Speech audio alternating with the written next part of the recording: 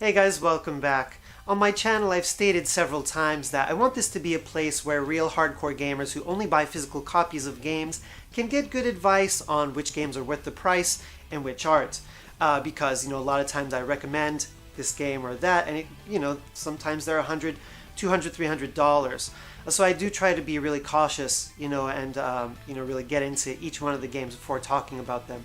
But sometimes I do slip up. It happens. Sometimes I've only played a game for maybe, a half hour or an hour, and then I'll talk about it in one of my videos. So I have kind of looked back on some of the things I've talked about in the past, and I would like to make amendments to some of my statements about certain games in the past, and that's where the title of this video comes from. Happens even to me, even to the best of us. So let's get into it. First of all, you may remember that I did a video about hidden gems on the Game Boy Advance in Japan.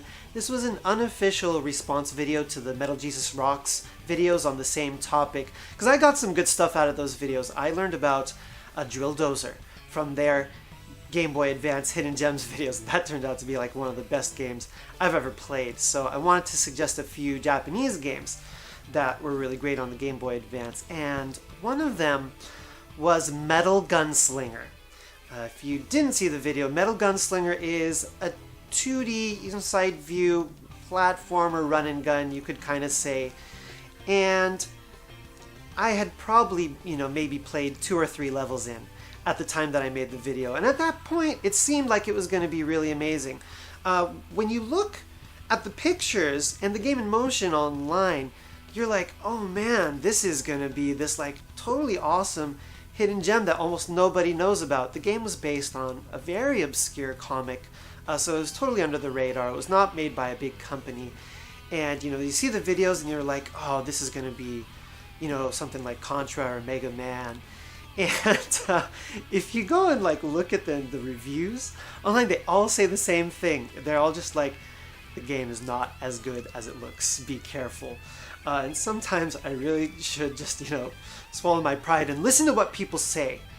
But I'm a gamer, so I see a picture and get excited. The fact of the matter is, Metal Gunslinger is not a particularly good game. It's not something that I can recommend after playing it much further and I beat it, actually.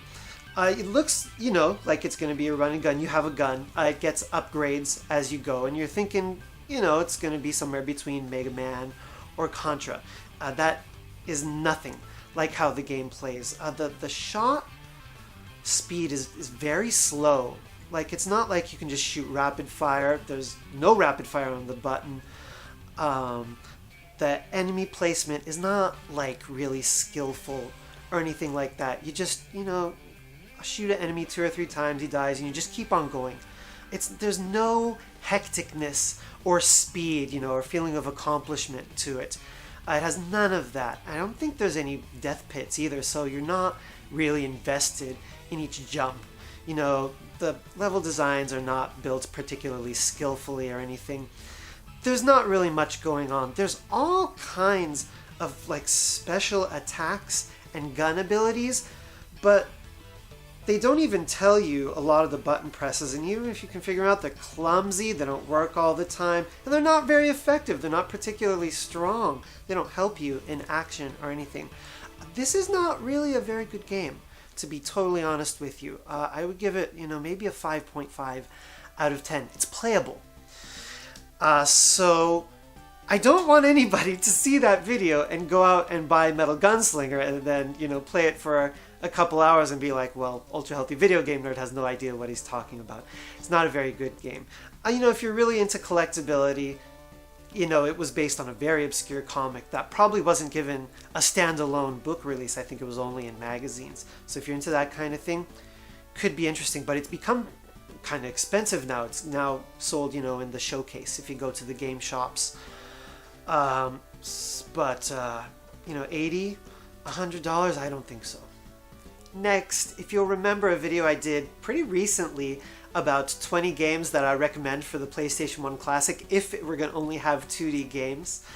There's all this, talk and furor almost with the PlayStation Classic because the emulation is bad, this and that. I have no interest in these mini consoles, but there's a lot of great 2D games that were only released in Japan for the PlayStation 1, and I wish more people could get to know about them. So I often talk about them, and I did a video, about 20 of them that could go on an imaginary PlayStation Mini for hardcore 2D gamers.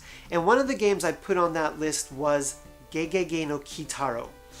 This is a game based on a comic series, an anime series, a very old one about Japanese ghosts. It's quite family friendly. It's made by Konami.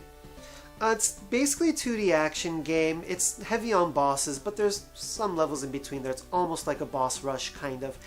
And to be honest, I had only played it for maybe about 45 minutes or an hour at the time that I made that video. I know that's a little irresponsible, but at that time it seemed like it was going to be really cool. I had beaten about 2 bosses. There's all these different kinds of attacks you have. The graphics are really good. They portray the world of Giggy No Kitaro very well. But that's a very expensive game, so I must make an amendment to that statement.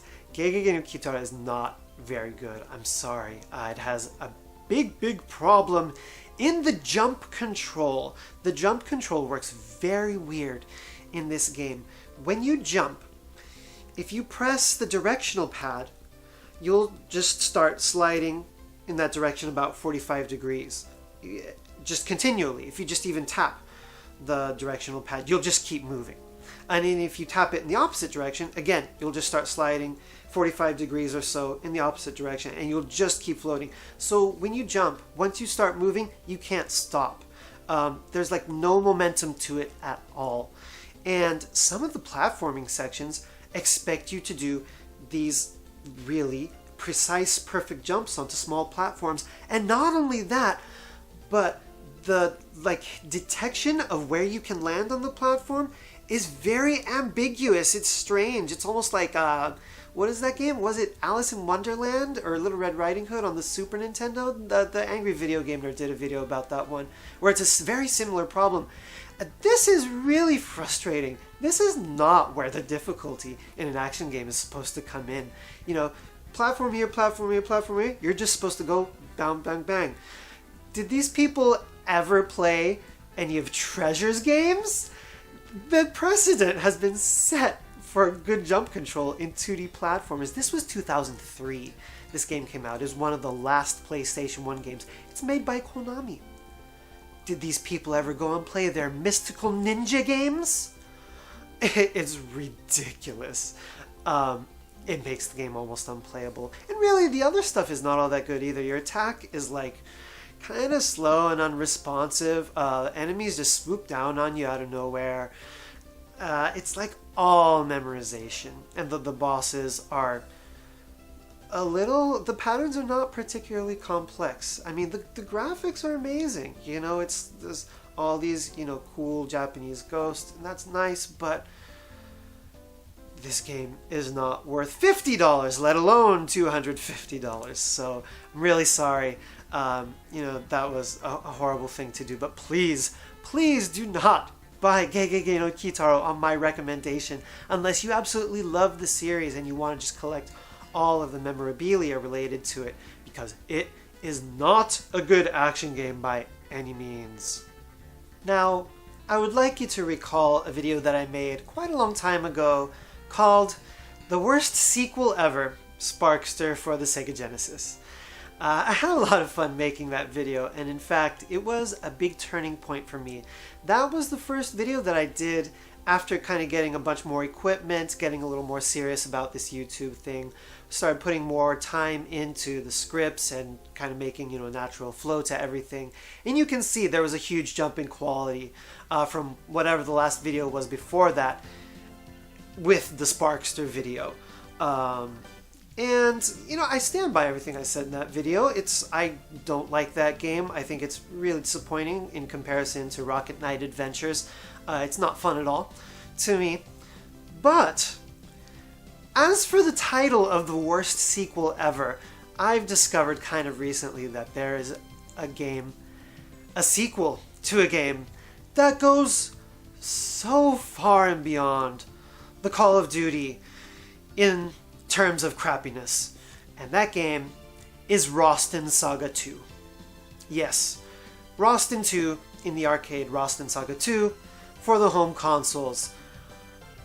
This game is bad on a legendary scale. And it's just so prominently awful in comparison to the first game that I wanted to talk about it briefly today.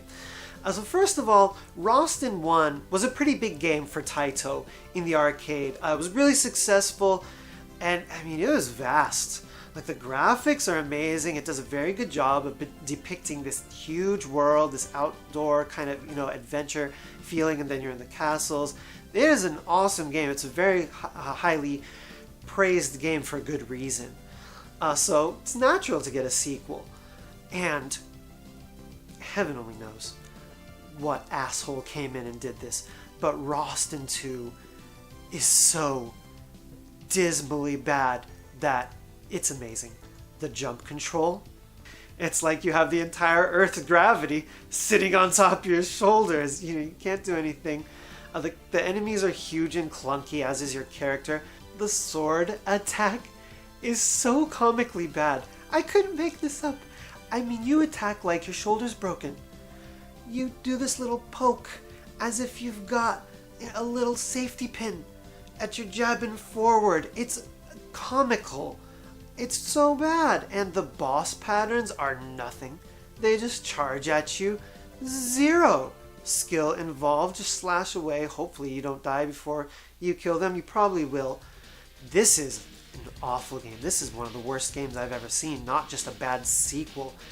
And on top of all that, they had the audacity to port it to the home consoles. There's a version of Rosten Saga 2 for the Sega Genesis and the PC Engine, the TurboGrafx 16. I wouldn't be surprised if it got ported to some other computers, in Europe.